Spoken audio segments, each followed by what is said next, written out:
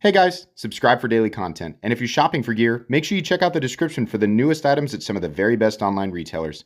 There's also links for some of the items that I personally recommend. Thanks! What's going on YouTube? Metal Complex here, and today I've got another interesting knife review slash knife overview to share with you guys. This is the Miguron Pelora. That knife looks like a copy of the Wii Banter. It's not. Ben did not invent drop point blades and rectangular handles. It's funny to me how often this happens, and then you find out this is almost exclusively being said, by people who are very new to the knife world. So there are certain profiles that are used all the time because they're classic traditional profiles, right? Sort of rectangular ergonomic handle, the drop point blade. It's not just the Banter. There's maybe a good 1,000 designs before that that look similar. Ben himself has talked about the motivation behind his design and, what elements he took from other knives to create that one. So no, it isn't a copy. You can't copy something that's that simple and, common. We see it all the time.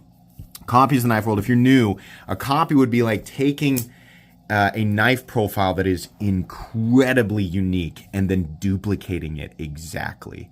This is where it's a problem. This is when it's worth pointing out. I'm not saying this knife. This is an actual Spyderco Para 3. But, if somebody were to make this exact knife, these are very specific and unique lines, right? Immediately identifiable lines. So you take that and you duplicate it line for line. That's a copy. Not this. The Miguron Pelora is a good, inexpensive budget knife that's really, really spectacular when it comes to quality, execution, and the materials that you get for the money. It does resemble slightly the Banter, but it's a good profile. It works, right? And this one does too. I've been carrying this knife for a few days now, and I've been enjoying it. Thanks so much to Miguron for sending this in for me to take a look at. Thanks to my patrons for supporting me, and please make sure to follow me on Instagram at metal_complex. I like Ben, by the way. He's a super nice guy, and I also like the Wii Banter a lot. I mean, it works, right? It's a lot of the reasons that this one works. Let's go ahead and measure it. The Pelora is, by the way, this is linked down in the description. It comes in a few different configurations. I mean it. This is a great deal. Very inexpensive. Very impressive. It does help my channel when you use those links, but that's entirely up to you. The overall length of the Pelora coming in at just about 7.5 inches on the dot. Blade length coming in at about 3 1/4. Cutting edge 2.75. Let's go ahead and do size comparisons. Any custom scales you see in this section can be found under Original Goat and others down in the description.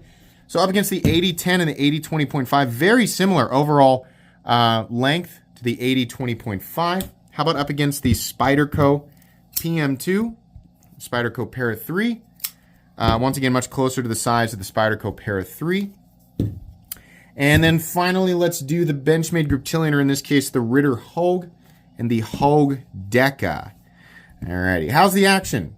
Very good, very good. Miguron does a great job with action. And something that I really like about this knife is this is just like a full barrel, but it's just beveled just enough at the end and textured enough that it's not uncomfortable. It could be better, right? They could have used my favorite thumb studs of all time, something like this on the Rat, where it's domed off at the top and stepped like that. Not too much. You don't want a pointy top like the Sebenza. The worst thumb studs of all time on the Sebenza. Awful. It's like that castle thing in Mario 3 right before you go to Cloudland. That sort of spirally pink thing. That's what it looks like. It's awful. I don't know why they won't change that. Anyways, yeah, the action's good. Manipulating it with the reverse flick or the standard thumb flick is good. Access to the lock bar is good. It drops down on your thumb on the choil, which is great. So you're not going to be splitting your fingernails. Really just a nice execution there. So the action's honestly just spectacular. Runs on bearings too, by the way. How about carry profile thickness? Up against the Spyderco Para 3. This knife is slightly thicker. Fairly thick G10 scales, and then the liners are not nested into the frame, but that's part of how they're keeping the cost down. No big deal. Length and height up against the PM2 and the Para 3. Lengthwise, it's maybe about the exact same length as a Para 3, almost as tall because the whole thing is just like a rectangle, right? Not quite as long or tall as the PM2. Let's go ahead and weigh it. What are we looking at for materials? We're looking at sort of a battleship gray, in this case, G10. It also comes in all black and OD and coyote, right? It's typical stuff. And then we have a gray PVD. It's an actual PVD coated 14C28 and blade and a titanium pocket clip. This is kind of, Miguron does this. They really, I think, are putting together some of the very best budget knives on the market. You're always going to get a cool little pivot collar. You're going to get 14C28N and sometimes PVD coated if you want it. And you're going to get a titanium clip, which is pretty cool, right? A lot of times you buy a titanium clip by itself and it's like 15, 20 bucks. Not always, but sometimes, right? They just give it to you. It's pretty good. The weight, by the way, the scales are milled out for weight reduction. The weight on this knife, I'm going to guess, is close to 4 ounces, maybe right at. No, it's way more. Wow, it doesn't feel that heavy. 4.87 ounces, really?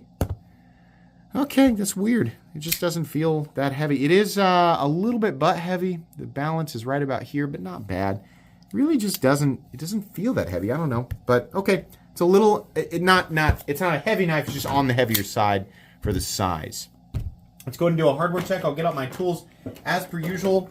My tools are very inexpensive and very recommendable. You can find them right down in the section of my description that talks about the tools I use on this channel. Sorry, I thought that was a T8.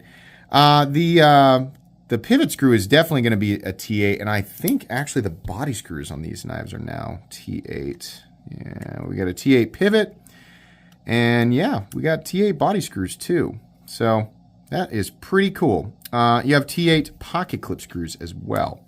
As long as you have the right tools for the job, you should be good to go. It's going to be very, very simple to take this knife apart, maintain it, all that, or disassemble it. Blade stock thickness coming in at about 125 thousandths. This says 123. Meat and potatoes. Not an ultra complicated design. And like I said, a design that's been done a million times in subtle variations. But it works. Ergonomically, it's like holding onto a rectangle that has cutouts for your fingers, right? But they did a good job with it. They really did. This gray kind of got marked up a little bit as I was carrying it. You can kind of see that. The lighter colored G10s will do that, but no big deal, right? I mean, that's going to have, you can carry and use a knife, it's going to be how it is. If you don't like that, get the black G10 version. That's going to be the one that will mark up, or at least visibly mark up the least. Fit and finish on this is excellent, as it usually is, right? Access to the lock bar, very good. We already talked about that. But yeah, it's reasonably comfortable, and because the clip is a milled popsicle stick style clip, honestly could have been backed up a little bit. I don't know why they mounted it right there, but okay, it's not that big of a deal. Yeah, it's good. Choked back, you feel the clip more. Choked up, not so much. This is definitely the most comfortable position. Really like the overall length of it, and it's, you know, it's like I said, it's the biggest difference between this and the Banter is how thick the scales are, and the fact that the Banter, the standard one from Wii, is made out of more premium blade steel, right? The blade, pretty simple. It's more of a I think it's more like Rick Hinder's slicer grind than anything else, and the edge does get pretty darn thin. Give you guys an example, slicing paper. That is definitely ready to slice. Those are clean slices, no drag, no tearing, anything like that. Really nice. I think the non-coated blades will do even better. I really like Miguron's gray PVD. I don't know why they won't do this gray PVD on some of their more premium steels. I think it looks awesome. Yeah, I know it slightly lowers the Rockwell hardness, but man, it would offer some really nice change-ups. Their budget stuff has so much variety versus their premium stuff, and I just really like it. Looks good, nothing crazy going on. Something I always appreciate about Miguron is they don't put a bunch of crap all over the blade. They got their logo on the pivot. This says 14C28N back there, which is one of the best compositions you can buy in the budget territory. So that's great. A little bit of jimping up here, which I think complements the index finger position well. There's not really a whole lot more to talk about when it comes to the knife or the blade, right? It just, everything looks good and it's well done. I think the edges are knocked down enough. I think a little bit more chamfering would have made this slightly more comfortable, but it's not bad, right? There is a position for the lefty position pocket clip, so you can mount the pocket clip on the left-hand side. If you didn't get that from what I said, sorry, that was a little redundant. Then we have a lanyard hole. Yay! 2 liners that are also PVD coated. We have another backspacer that's the same color as the scales. Pocket clip, like I said, could have been mounted higher. Could also have been a bit shorter. Not a big deal. That's pretty nitpicky. In and out of the pocket, it's a bit pinchy because the bill is so... It's this ramp is so long and it's such a shallow clip. So sometimes I got to hold my pocket and kind of mash it in there, but not bad. I can't complain too much, right? Retention's kind of medium, but it's a titanium clip. Carry depth, it's about right here, about medium. Honestly, I would have liked it if the clip was a bit wider and maybe more spoon-shaped at the bill, but that's okay. We have a stop pin located in its traditional spot with a ton of shouldering. No blade play up, down, left, or right. Lock-up geometry. There's your geometry right there. It's very good. No lock slip. No lock stick. No pivot lash. Very, very consistent in here. And just about the perfect detent for thumb stud operation and perfect centering with no detent lash. This is a $47 knife. $48. $47.95, right? It's extremely recommendable, right? It's not the most perfect in every way. Miguron has a lot. I think the Miguron is still better. I think the Miguron is still one of the best budget knives of all time. But this is very good, right? If you look at the Miguron and you're like, I don't really like it, right? I want something just a little more classic. This is it, right? Super classic, good value, good materials, great execution. It's just an all-around recommendable knife. It's going to go in my cheap knives I like playlist because it's well under $75, and it's going to go in my most recommended knives playlist as well. Pick this knife up if you're looking for a good EDC knife, just your next budget knife, right? A good gift for somebody. It's all of the above. It's just a good all the way around knife. Nothing special. Doesn't have a lot of personality. It's not going to be tickling the fancies of the enthusiasts and collectors unless you specifically collect stuff like this. But it's fine. Very, very good. Can't wait to see more budget excellence from Miguron in the future. That's going to be pretty much it from me today, guys. Please make sure to follow me on Instagram at metal_complex. If you enjoyed this video, leave a like. If you'd like to check out my other content, I do, of course, have lots of videos of knives that are either expensive or inexpensive, that I do or don't like, so check those out. And if you enjoy all my content, go ahead and click on that Metal Complex logo right there and subscribe because there's definitely more coming. Thanks again for watching, everybody, and have a great day.